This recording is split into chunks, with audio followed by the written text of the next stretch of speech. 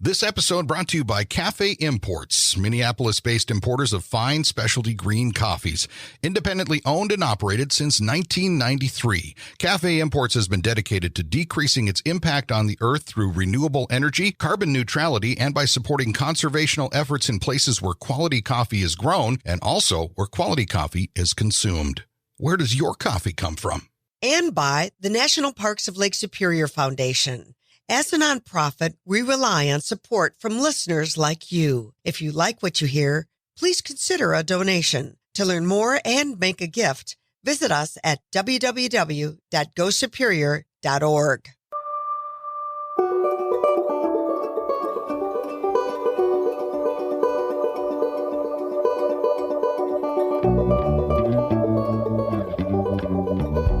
Welcome to the Lake Superior Podcast. I'm Walt, Lindala. And I'm Frida, Waara. We are made stronger by story, and there's no better source than the continent's largest body of fresh water, Lake Superior. So join us as we highlight the 5 national parks that ring this greatest of the Great Lakes, meet the people, tour the places, and learn about the projects that make these parks and body of water so remarkable. This podcast made possible with the support of the National Parks of Lake Superior Foundation and Media Brew Communications. I'm Walt Lindala. And I'm Frida Waara. Welcome once again to the Lake Superior Podcast. Today, Frida, a very interesting conversation about something that, well, on the big lake and in these areas, we do hear a lot about canoes, but maybe not always like what we're going to talk about today. Tell me about it. We are going to go to the canoe capital of this entire country, and let's put Canada right there in the mix as well. Mm-hmm. And you are going to love meeting Karl Koster and learning about his skills, because you know what? This guy's got some skills, Walt. Karl is a ranger and canoe builder at Grand Portage National Monument. Karl, welcome to the podcast. Well, thanks for having me. I'm glad to have you here today. Let's talk about this birch bark canoes. That's kind of what we're going to be talking about here, but let's start with sort of a basic question, how you came to build these, why these are something that's interesting for you to learn about and then and to make. Well, you know, the fur trade of the entire Great Lakes, or the whole North American fur trade, it was the Great Lakes fur trade that always interested me as a child. So I kind of knew at an early age I'd be involved with history somehow, and it led to working at living history sites early on. Right out of high school, I was working at living history sites, squaring timbers, portraying a lumberjack and all this, and it led to meeting other people interested in historic woodworking. So I've met canoe builders throughout my life. It seems like I was a snowshoe builder, or I was working on log construction, or even making buckets or barrels. But I kept running across canoe builders. So when I ended up at Grand Portage National Monument working for the National Park Service, I mean, if any place can be called the capital of bark canoes, this is it. There was a canoe builder here when I arrived, but after he departed, I guess I became the canoe builder of the park. So how did you get to learn how to make these? I mean, this is not something you just kind of whip up. There is you see some planning into it. Tell me a little bit about that background. Yeah, well, you know, like I said, I picked up some of these traditional woodworking skills. So the tools were already second nature to me over 15, 20 years before I even arrived at Grand Portage. But when I got here, because I watched other canoe builders at other living history sites, and coming here and a canoe builder being here, and a good one at that, of course, I was able to learn from helping the canoe builder here. So this was just picked up through various canoe builders I have met through my life. My love of history takes me near these type of people, and I'm like a sponge when it comes to that. You know, if I see somebody do something that I think is pretty neat, I'm going to ask them how you do it. I may have to sleep on their couch a few weeks in their garage, but they'll have to teach me. Oh, I love that. I love that. Karl, let's just, for our listeners, because canoes can come in lots of different sizes for lots of different things. And when I learn about Grand Portage, I know there's canoes that they used for ricing. So those were like really flat bottom. And then there's canoes for hunting. And then there's the gigantic Voyageur that, you know, you put the furs in and everything else you had to carry back to Montreal. What are some of the differences?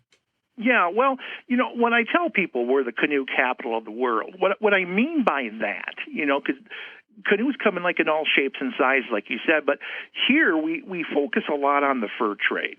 I mean, as far as the fur trade goes, right? We're sitting here on the western edge of Lake Superior, and the first guys to make it up to the Arctic with a canoe who are not native are the fur company that from Grand Portage. And reaching the Pacific 10 years before Lewis and Clark is the fur company, the Northwest Company from Grand Portage. Remember, it's Alexander Mackenzie in 1793 that crosses Canada by water to get to the Pacific. I mean, that's before Lewis and Clark. So eventually the fur company from here, from Grand Portage, was able to reach the Pacific in as little as 8 weeks. Well, it just happens to be we're 8 weeks from the Atlantic because all the canoes, that are coming from Montreal are coming from those ocean-going ships docked in Montreal. So I'm sitting here right now in Grand Portage. I'm 8 weeks from the Atlantic. I'm 8 weeks from the Pacific. I'm in the center of the world right here. And oddly enough, that the three trees that when it comes to building birch bark canoes, you need the white birch, you need the black spruce, you need the white cedar.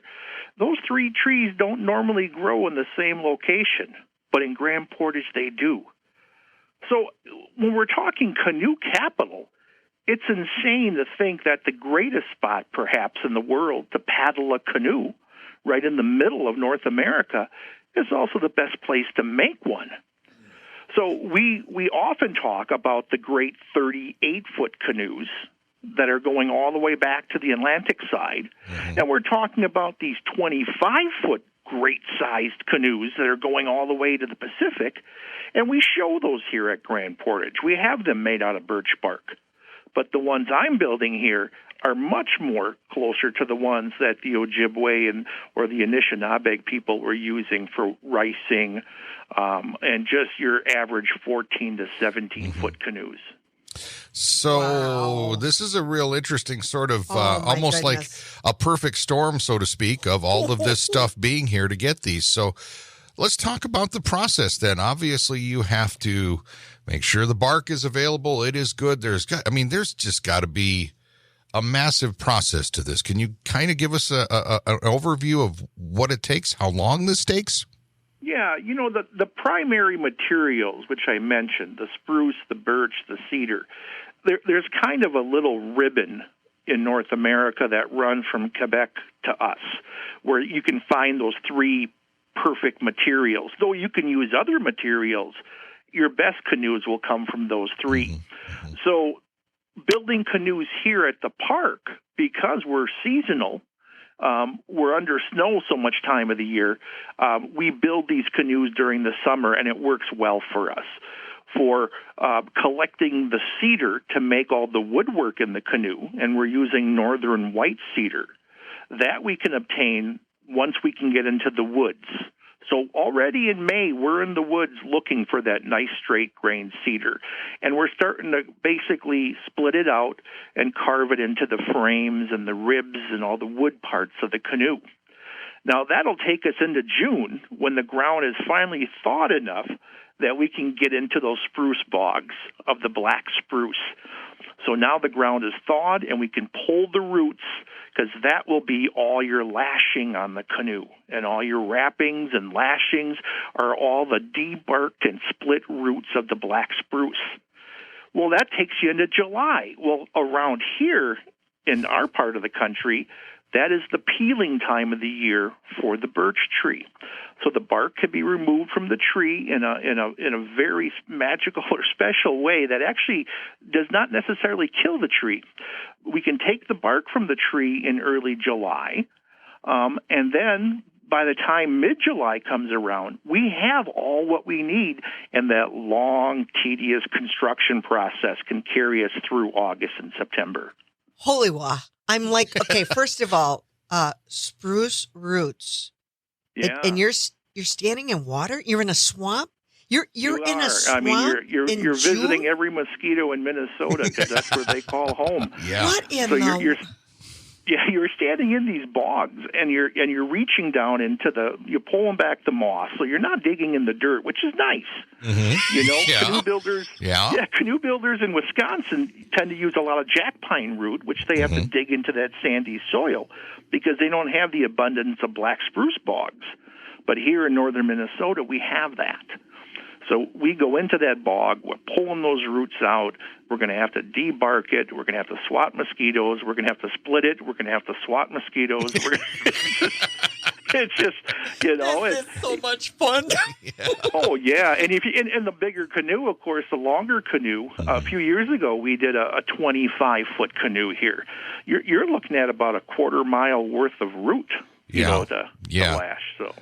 We're talking today with Karl Koster, who is a ranger and canoe builder at Grand Portage National Monument here on the Lake Superior podcast. And you're kind of talking about the materials and everything, but as you harvest these, Karl, then what? I mean, obviously you talk about roots, those go where? How does the bark itself come into play? What is sort of, how does that all work together? You know, I think one of the most things that people find amazing is that in bark canoe construction, we literally start with the bark. We peel this bark, like I said, in early July. That's when the tree, it's warm enough, it's wet enough, and there's little signs in nature that tell us when that bark is ready to peel. I was told, living in northern Wisconsin, almost 30 years ago, that the sign for peeling bark was that first night you see fireflies. And locally around here, they say the good time to peel bark is when you're seeing the wild roses bloom. Okay. And, you know, and ironically, this year, while harvesting bark, right around July 3rd, I mentioned that my daughter told me that the fireflies were out, and that's why I went out the next day, and sure enough, it was peeling. And I told a worker of mine, I said, my daughter, my 10-year-old daughter, told me the fireflies were out, so I went out, and sure enough, it was peeling. But I don't think the wild roses are blooming. And he told me, he said, well, I was just going to tell you, they started blooming yesterday at my house. Oh, my gosh. Yep.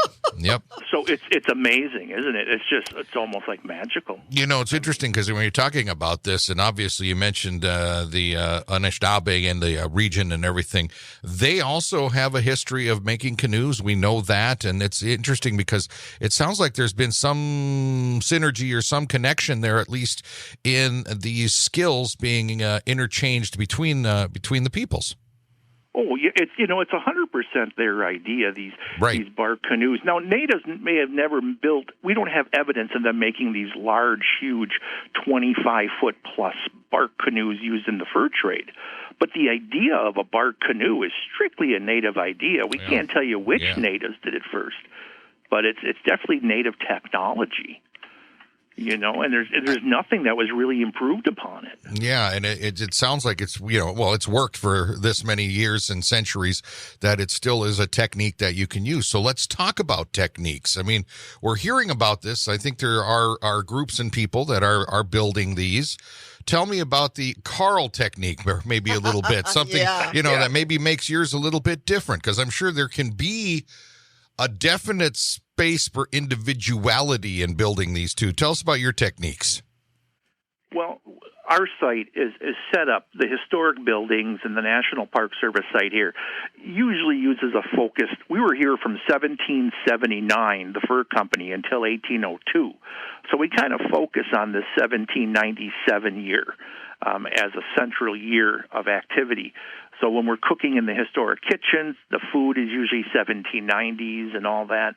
Now, building canoes here, I try to keep it 1790s, which is drastically different than the canoe builders today, because there are other people building birch bark canoes in a lot of traditional folk schools, but we're doing it in two different ways. They're allowed, and they don't care. They use modern tools. All their holes are with the cordless drill, and we're using hand-forged metal awls. So I'm just jump in there. So you're going full on a recreation or using those techniques of what was in that time frame. You're not building there these. Is nothing. Wow. Yeah. Okay. There is nothing we do in building canoes at this national monument that was not done in 1797. Gotcha. We don't use steam boxes. We're ladling hot water out of old brass trade kettles to bend the wood. We are hand carving all the ribs. Nothing is run through a planer, even to the point of when the canoe is complete, and we have to cover the seams of all that black spruce root, stitching this bark together. Even that, we're going out and we're going back into the spruce bogs because the mosquitoes missed us. And we're going back in here to harvest the spruce gum off the trees, the pitch or the sap. Right. Oh, that's nice. Yeah. Are you wearing gloves? Oh, yeah. It's good. We have to mix that with some charcoal from our campfires and a little bit of rendered bear fat to create that sealant that you see on the side of bark canoes, those black lines. Yep, that is a fascinating part of it, right? Real deal. Oh yeah, most builders today are using blackjack, like you would cover your cracks in your driveway, or Flex Seal, or right. But no, we try to keep the canoes here as accurate as possible. So, Karl, what's your favorite part out of that whole process? Yeah, it's a long, tedious process, I tell you, but what's my favorite? Everyone, I've been here for over 20 years, and people go, oh, there's the canoe builder at Grand Portage. I am, but I'm not. I have never built a canoe here by myself. Right. And that's a lot of things people do is they single-handedly build birch bark canoes. I always have a team.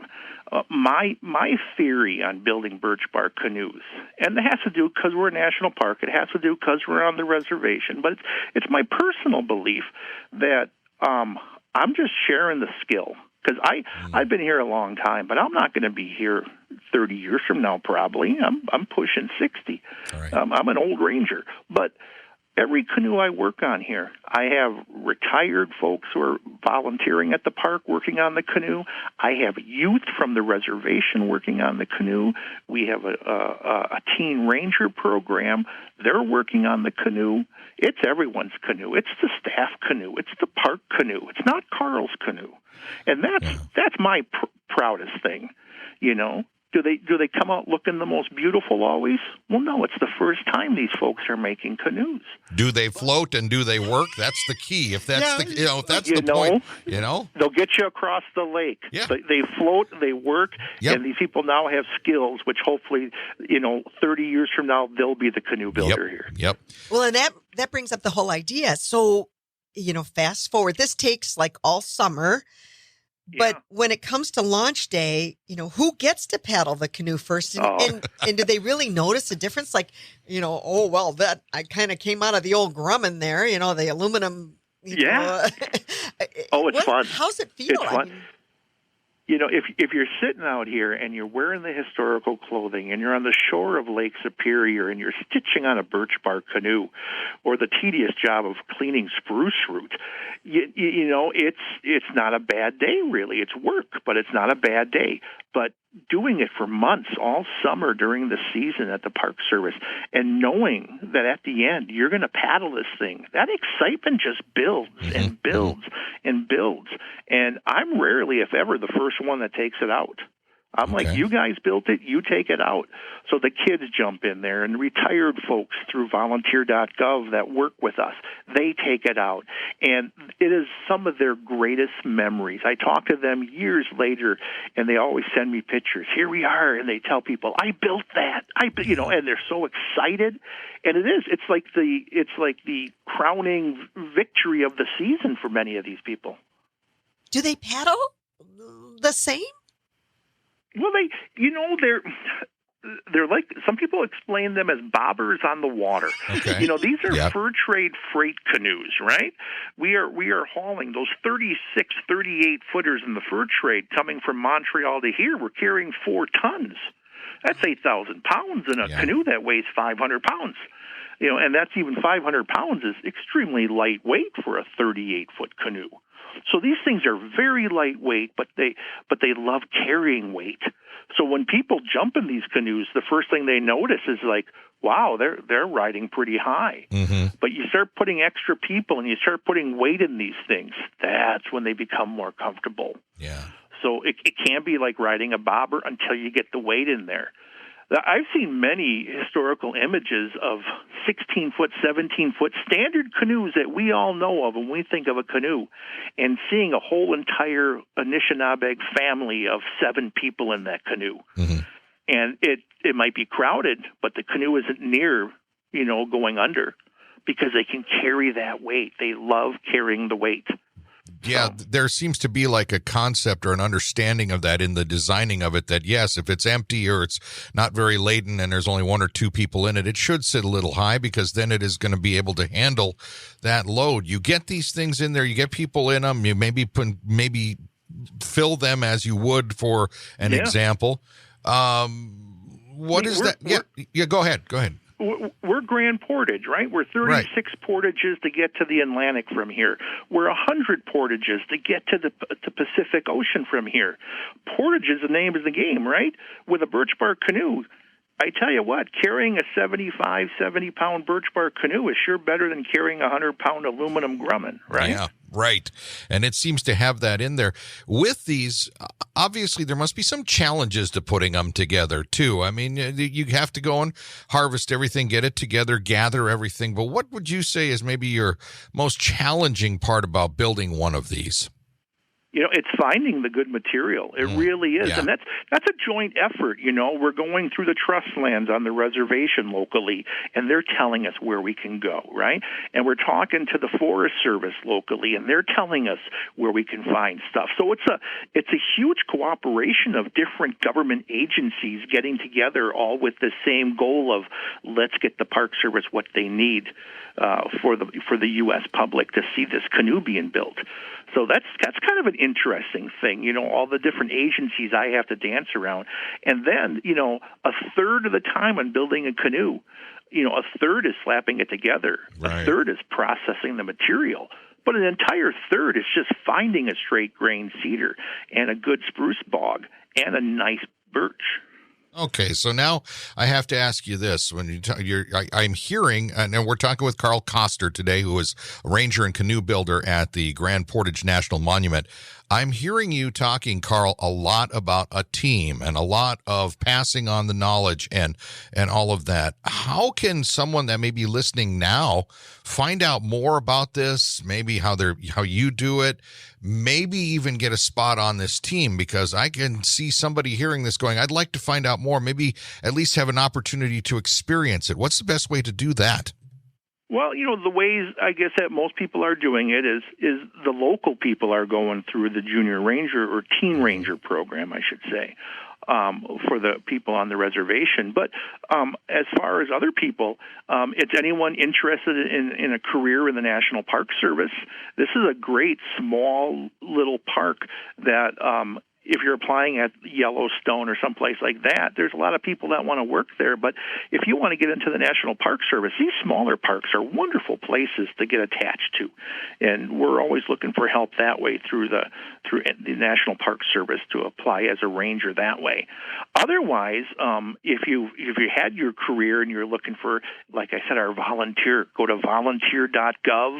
You can work at any one of the national parks that need help, and we always do, and we hire a lot through volunteer.gov, and that's where we get all our volunteers from, it seems like, or many of the volunteers. All right, Karl, can I buy one? I'm ready. Yeah, I'm ready. Yeah. Birthday, nice? Christmas, Mother's Day, I'm on it. Yeah. And we get that question a lot when where does this go? What do you do with this? Who buys it? And the first thing you tell people, it's like, well, it's your canoe, right? We're the National Park Service. This is the materials and the payment for building this. This is all. It's the people's canoe, right? We're the National Park Service. I own this canoe as much as you own this canoe. We all own the canoe, so we don't sell them. But of course, we don't have a place. We probably have 12 on site, and we don't have room for even 12. So they are now starting to leave us. And where do they go? Well, One of the canoes that was built here, I believe, is at the Northern Wisconsin Visitor Center. Definitely that large one that was built here is at Voyageurs National Park. One of the recent canoes that I led the project on has just recently been put into an exhibit at Raisin River National Battlefield in Monroe, Michigan, through the National Park Service. They have one of the canoes that we've built here. So we do find places for them. I have a young girl last year working on staff, a young 19, 20-year-old first-year ranger, and she took the lead really on the canoe we're building. And this is the first year we didn't finish it. We're going to finish it next year because she had to go back to college in August. So I'm waiting for her to come back to finish this canoe. And her family is from Grand Portage, so she's a local girl. And she was hoping to take this canoe back to college with her and hang it up at the school as an educational. And I think that's a wonderful idea. Yeah, we have had similar things here in the Marquette area at Northern Michigan University with heritage centers and the Center for Native American Studies and that type of thing. So I'm really hearing a spirit of education here, Karl, that you want to share this knowledge, like you said a moment ago, about hopefully one of these will be the next canoe builder at Grand Portage, and that's what's really passing it on. Yeah, heartening here, talking with you about this. I mean, it's my goal. I guess if I can leave anything here after all these years, it's making sure they have a canoe builder in place, or that skill has not been lost, and Yeah. Well, Karl, I have to admit it's been a pleasure having you on the podcast here today. And I imagine if people just want to look up Grand Portage National Monument online, they can find some information about this and just kind of look into it. But I'm sure if they find their way to the National Monument to Grand Portage, you'd be happy to spend some time with them too, wouldn't you? Oh, I sure would. And even in the off season, like right now, our museum is open year round, and we have a birch bark canoe hanging as soon as you walk in the door. And so, yeah, anytime you want to, learn more about the bark canoes or the fur trade or the Anishinaabe of our area, we'd love to have you come visit. It's a fabulous place. Every time I go to Grand Portage, I just leave with such a different sense. Mm-hmm. Of our history, but also our amazing big blue out there. Yeah. Lake Superior's it's just, there's no better place to really kind of entrench yourself in what happened centuries ago. And what also can still come. But Karl, this has been a pleasure having you on today. Yeah. Thank you for your insights. We appreciate it. It's a pleasure. It's a pleasure doing what I do. I mean, I've had visitors tell me all the time as I'm sitting on the shore of Lake Superior stitching away on a canoe, in front of the big blue there, and they say, "So this is what you do? You sit on the shore of the lake making birch bark canoes?" And I say, "I do. This is what I do." They're like, "That's a pretty nice gig." Yeah. I can't deny it is. It's pretty nice. Oh, gosh. Karl, thank you for your time today. We really appreciate it, and we hope to catch up with you sometime soon and maybe do another one of these where we can talk about how things are going as you keep making these birch bark canoes. Oh, I would love to. If somebody would have told me as I sat there with the flannel shirt and the caulk boots and the blue jeans in 1982 or so, if somebody would have said, 40 years from now, you're still going to be dressing funny, playing with old tools, I probably would have told them they're crazy. Oh, my gosh, dressing funny, playing with old tools. I love it. That's funny. Well, Karl, thank you very much for your time today. Best of luck with all of this. I hope you have a decent off-season over there and get back at it when the weather permits, okay? Well, thank you, Walt, and everybody. I enjoyed it immensely. That's Karl Koster, who is a ranger and canoe builder at Grand Portage National Monument here on the podcast today. And it's always a pleasure, isn't it, Frida, to talk to somebody that you can tell this is really what they're into, and that's certainly Karl. The real deal. He shared that, he learned a little bit about his 18th and 19th century tools working as a reenactor in a lumberjack camp. And, who would have ever thought 40 years later he'd still be dressing funny and playing with old tools? Isn't that something, but it's like when you find something that you really enjoy doing, and I really appreciate the educational component of it. And I know that's part of the national parks. The whole system not only is an opportunity to go and enjoy these resources and these spaces, but there's a strong educational component across the national park system, and especially in Lake Superior. Superior. And it's always nice when we can have an opportunity to share and spend some time with someone like Karl. That was a lot of fun. He really underlines, pass it on. Yeah, exactly. That's going to do it for us this time around on the podcast. But as we always say, if you've got an idea, maybe there's something you want to hear us talk about, find us through the National Parks of Lake Superior Foundation, and we'll look into it because we're going to keep doing this for a while yet, and hopefully you guys will keep listening. So, yeah. Yeah, we'd love to hear your ideas for stories, because finding people like Karl and some of the other guests we've had here on the podcast, we need your help searching them out. And Sure. Definitely, it's a team project. I like that teamwork that Karl talks about. Very much so. And that's going to do it for us. I'm Walt Lindala. I'm Frida Waara. Thanks for listening. The National Parks of Lake Superior Foundation, NPLSF, is the only official nonprofit 501c3 fundraising partner of the National Park Service for all 5 U.S. national park sites on Lake Superior. To learn more about NPLSF projects and programs, you can visit the website at nplsf.org or friend them on Facebook. I'm Frida Waara. And I'm Walt Lindala. Thanks for listening to the Lake Superior Podcast. This podcast made possible with the support of the National Parks of Lake Superior Foundation and Media Brew Communications. This episode brought to you by Cafe Imports, Minneapolis-based importers of fine specialty green coffees. Independently owned and operated since 1993, Cafe Imports has been dedicated to decreasing its impact on the earth through renewable energy, carbon neutrality, and by supporting conservational efforts in places where quality coffee is grown and also where quality coffee is consumed. Where does your coffee come from? And by the National Parks of Lake Superior Foundation. As a nonprofit, we rely on support from listeners like you. If you like what you hear, please consider a donation. To learn more and make a gift, visit us at www.gosuperior.org.